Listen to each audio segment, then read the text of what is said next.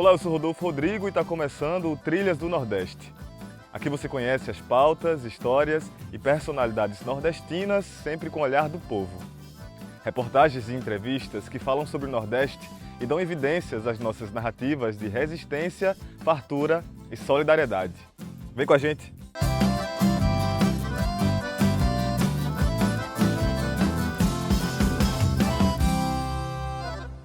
No sertão da gente, nós vamos mostrar a produção de mudas da árvore mais longeva do mundo, o baobá. No território da solidariedade, a gente vai falar de ações de solidariedade que impactam na educação de crianças periféricas em Fortaleza. No Aqui Pra Nós, a conversa foi com o novo secretário de Cultura de Pernambuco. No Balaio Cultural, vamos mostrar um pouco da história do advogado abolicionista Luiz Gama. E no Que Tu Indica, tem sugestão de um documentário do Brasil de Fato que acabou de estrear. O baobá é conhecido como a árvore da vida em muitas culturas africanas e é considerado um símbolo de força e estabilidade. Essas árvores gigantes podem viver até 1000 anos e são importantes para o meio ambiente e a economia local, fornecendo madeira, alimento e abrigo para a fauna. No entanto, a população de baobás tem diminuído significativamente devido à extração irregular da madeira. Como forma de preservar a árvore tão importante, uma força-tarefa está trabalhando na produção de mudas do baobá aqui em Pernambuco. Quem mostra esse trabalho para a gente é a repórter Lucila Bezerra.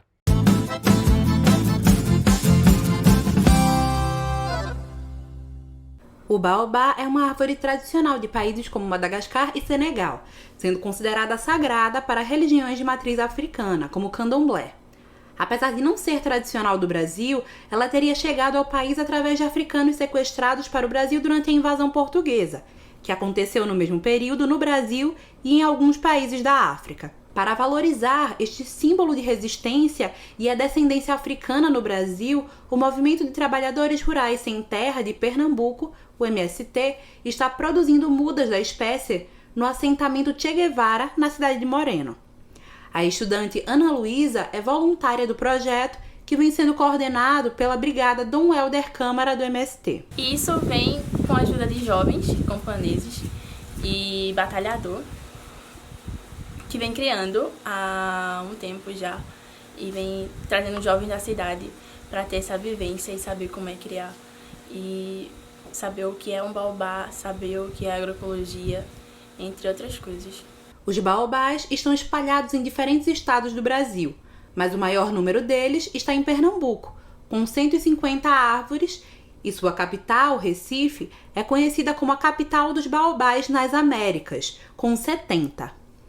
O projeto tem o objetivo de espalhar baobás nos assentamentos, acampamentos e terreiros de todo o país, através da construção de um viveiro com 40.000 mudas, através do projeto Guardiões dos Baobás.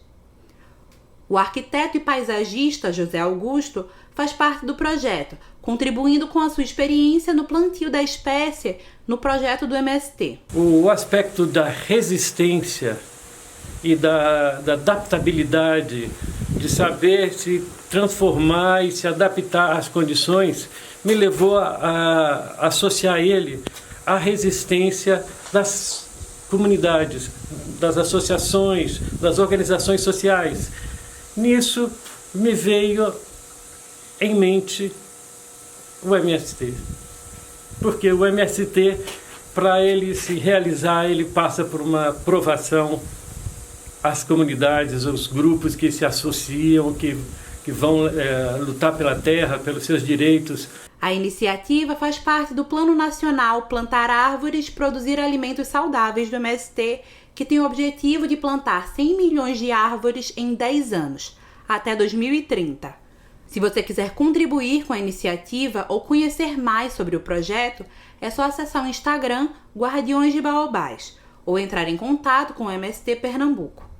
Em Fortaleza, o Comitê Popular de Combate à Fome está distribuindo kits de material escolar para crianças da periferia da cidade. A ajuda é um alívio para o bolso das famílias, que muitas vezes têm que escolher entre comprar comida ou itens de escola. Veja na reportagem de Camila Lima.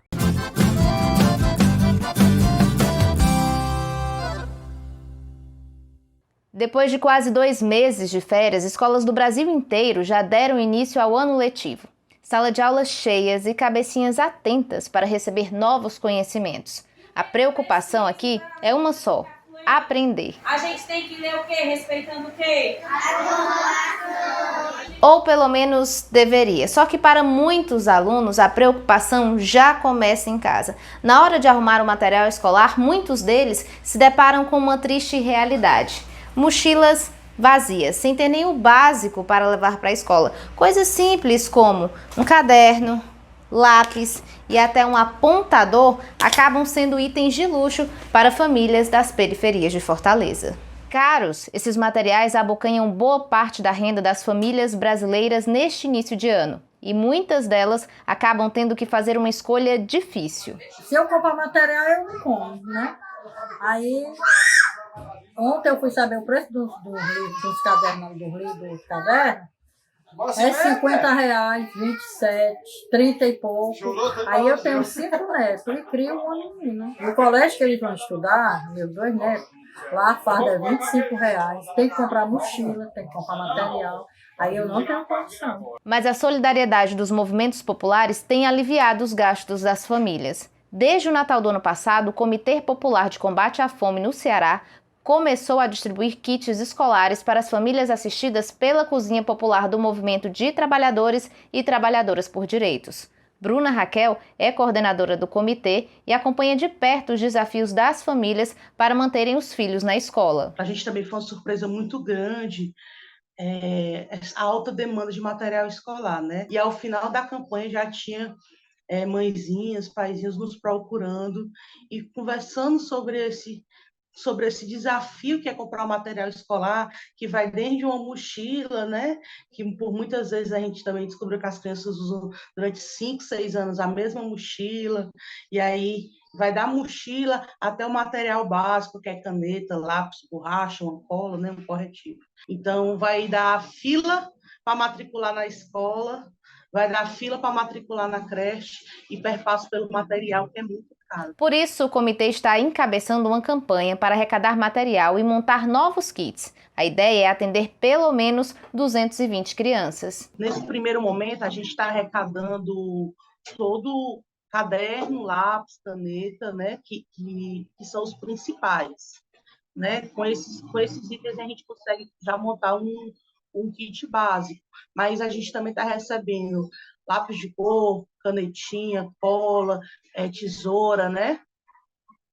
E o caderno, aquele caderninho de capa dura. Quem quiser participar da campanha pode doar material ou o valor em dinheiro via Pix. Ou a pessoa liga, entra em contato pelas nossas redes sociais, tem um contato aí disponível, né, que é meu contato, e a gente monta essa redezinha, né, de ir até a pessoa, de a pessoa vir até a cozinha. 2, via Pix, né, essa forma mais rápida aí de fazer com que essa grana chegue, né.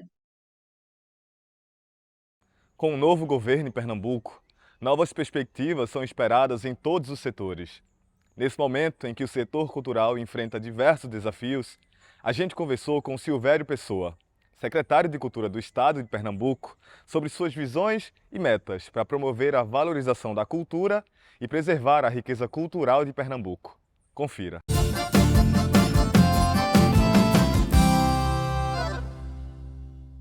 Bom, estamos aqui com Silvério Pessoa, que é cantor, compositor e atual secretário estadual de Cultura, né, aqui do estado de Pernambuco. Silvério, seja muito bem-vindo, né, ao nosso programa.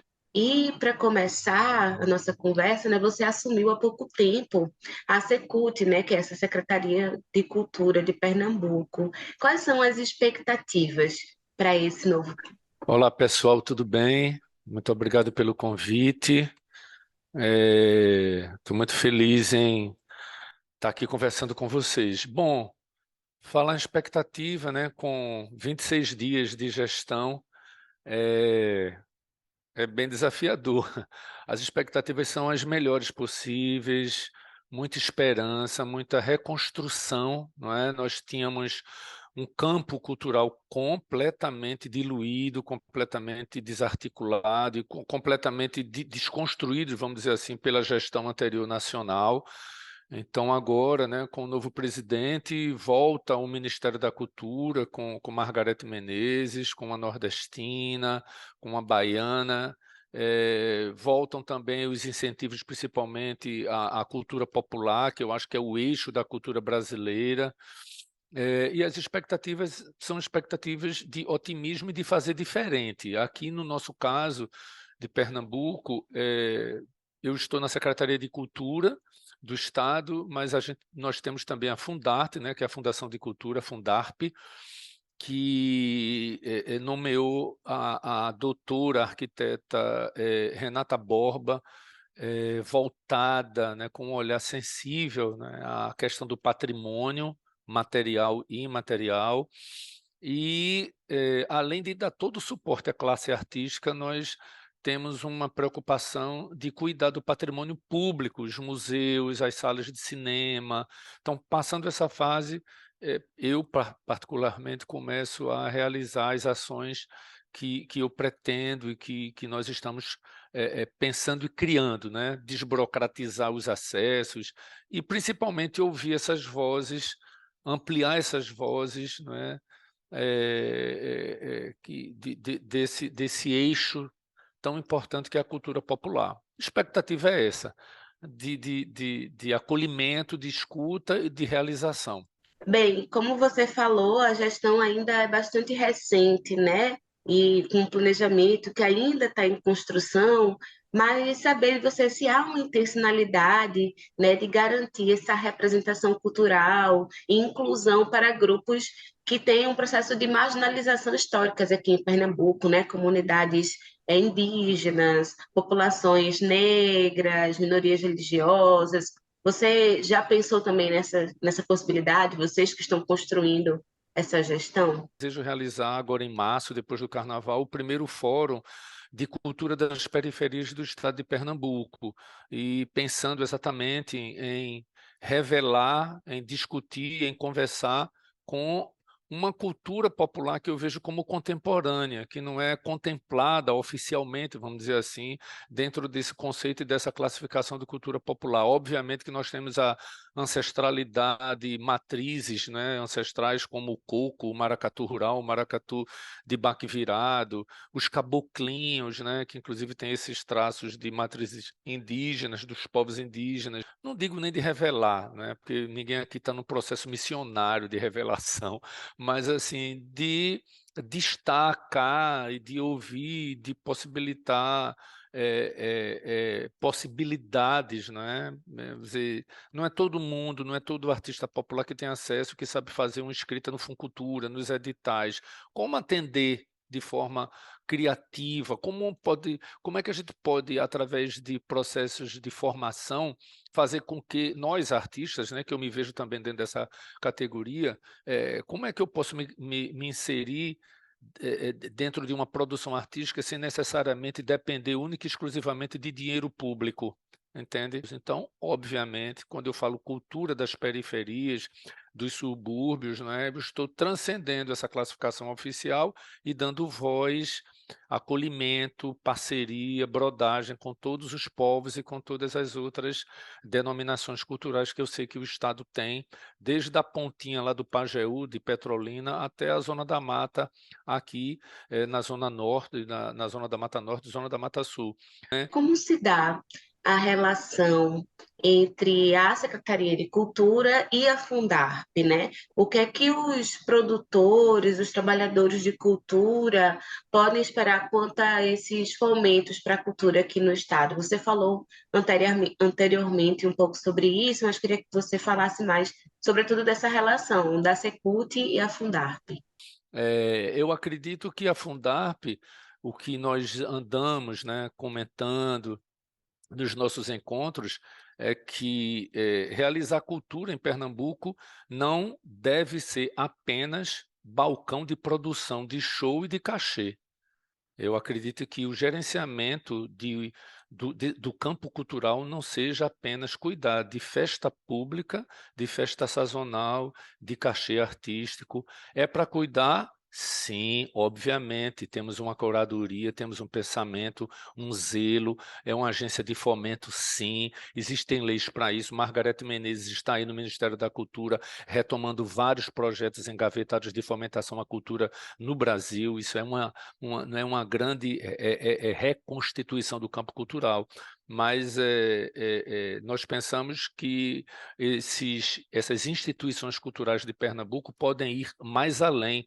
Por exemplo, transformar os artistas como agentes criativos, não é? Dentro de uma economia criativa, dentro de uma economia que gere negócios, que gere protagonismo, que gere autonomia, não é? Muni-los dessa capacitação. E isso é uma atitude pedagógica cultural, não é apenas uma atitude não é tipo assim, o Estado não é um grande produtor de festival, não é? Então, assim, aos poucos nós vamos acomodando esses espaços. Então, a Fundarp cuidaria de patrimônio.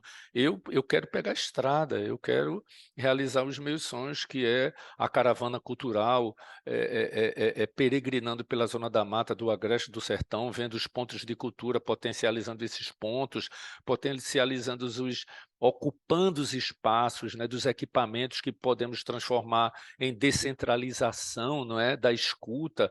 Um cavalo marinho ter que se deslocar para cá para conversar com o secretário, conversar com a presidente da Fundarp, o pessoal de São José do Egito, 8 horas de estrada para vir conversar, para vir apresentar um projeto. Por que isso não pode ser descentralizado?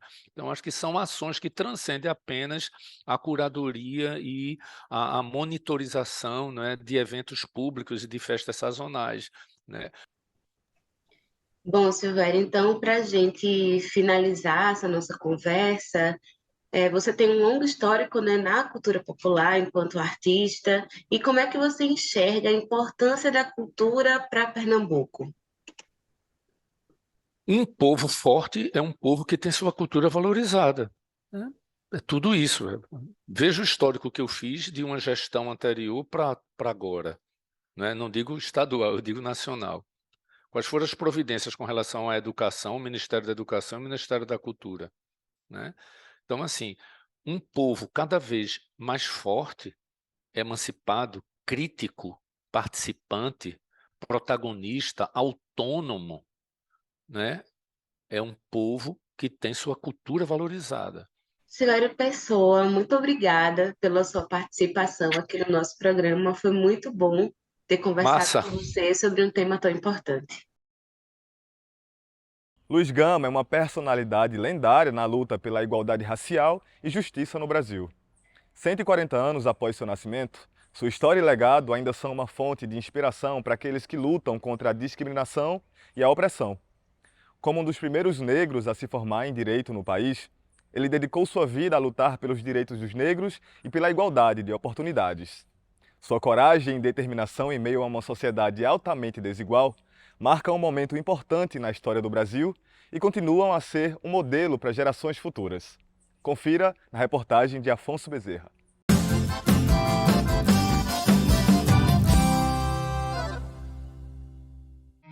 Nós não estamos aqui hoje, senhores, para julgar um homem que quebrou uma lei. Nós estamos aqui hoje para julgar as próprias leis. A palavra foi a maior arma de Luiz Gama contra a escravidão. Foi com a oratória eloquente que o advogado autodidata conseguiu garantir a liberdade de centenas de pessoas escravizadas e se transformar no patrono da abolição. Naquela época, o Brasil aderia às leis abolicionistas em ritmo de conta-gotas. Era pelas brechas do judiciário que Luiz Gama garantia os direitos dos escravizados. O Luiz Gama, além dele ser um advogado brilhante, ele foi responsável, né, estima-se que ele libertou cerca de 500 pessoas escravizadas, o que é uma grande inspiração. Ele também trouxe esse lado da humanização da pessoa negra, da crítica à sociedade, uma mudança do mundo em que ele vivia. Luiz Gama nasceu em Salvador no ano de 1830. Era filho da relação de uma mulher escravizada, a Luísa Maim, com um português, de quem Gama não gostava muito de falar. O pai o negociou como escravo aos 10 anos de idade, e ele seguiu nesta condição até os 17 anos. Pessoa que se considerava o meu dono. Eu sei o que é ser tratado como uma coisa. Em contato com o jovem advogado, Gama se alfabetizou e tentou ingressar na Faculdade de Direito do Largo do São Francisco, em São Paulo. Encontrou as portas fechadas pelo racismo. Foi pelos livros que Luiz Gama superou a decepção de não poder estudar direito. Se dedicou com afinco, aprendeu as leis e em pouco tempo já estava advogando. A primeira causa ganha foi em benefício próprio. Ele conseguiu provar perante os juízes que jamais deveria ter sido escravizado. É que na época em que Luiz Gama nasceu, filhos de escravizadas alforriadas já nasciam livres. Além disso, no ano seguinte, em 1831, entrou em vigor a proibição do tráfico de escravos no Atlântico. Gama dedicou a sua carreira como advogado a fazer cumprir essas leis. Ele vai compreendendo formas de trabalhar dentro do que nós tínhamos na legislação brasileira para lutar contra o processo de escravidão. Ele identificou, através dessa lei, quem eram os negros e negras escravizados que adentraram ao Brasil após a promulgação dessa lei e usava como argumento jurídico esse mecanismo. Em nós, até a cor é um defeito, um vício imperdoável de origem, o estigma de um crime. E vão ao ponto de esquecer que esta cor é a origem da riqueza de milhares de salteadores que nos insultam. Que esta cor convencional da escravidão, como supõem os especuladores, a semelhança da terra, através da escura superfície, encerra vulcões, onde arde o fogo sagrado da liberdade. Assim escreveu Luiz Gama, em 1º de dezembro de 1880, no jornal Gazeta do Povo. O advogado também fazia da imprensa um espaço de disputa de ideias contra a elite escravocrata e fazia dos seus textos uma grande ferramenta de defesa da liberdade do povo escravizado. Luiz Gama foi considerado um homem de imprensa. Nos textos confrontava a estrutura dominante do país. O reconhecimento público chegou tardiamente. Há 140 anos, ele morreu sem ver a abolição por qual tanto lutou ser concluída. Apenas em 2015, um século depois, foi reconhecido pela OAB como advogado. Em 2021, a USP, universidade que o rejeitou como estudante de direito, o concedeu o título de honoris causa. Eu acho que o mais importante é estudar Luiz Gama, entender Luiz Gama, é trazer a sua importância para dentro das salas de aula, seja no ensino superior, seja no ensino médio, é começar desde a base a entender quem é essa pessoa e por que ele é tão importante.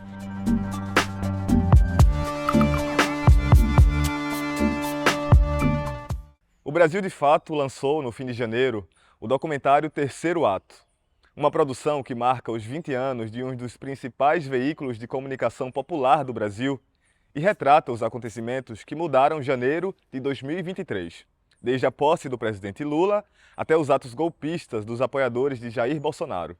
Veja o trailer.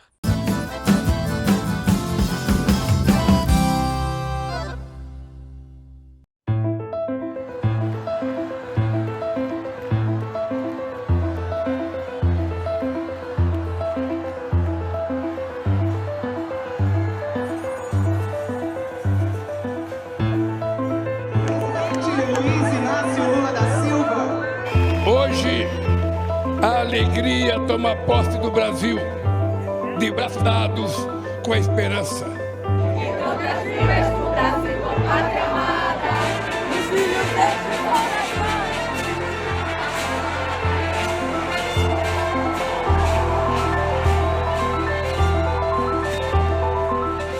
A verdade que se sobrepôs à mentira, a esperança que venceu o medo e o amor que derrotou o ódio.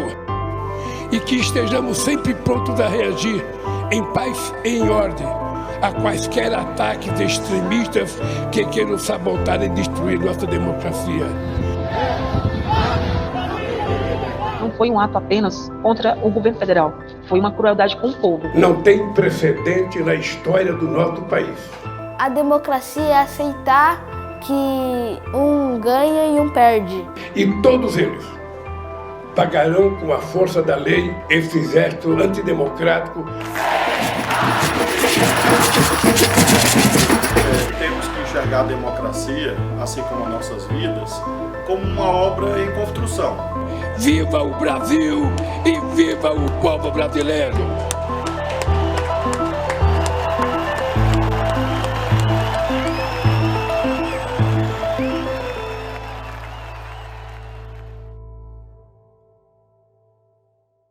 Para assistir ao documentário Terceiro Ato, acesse o canal do Brasil de Fato no YouTube.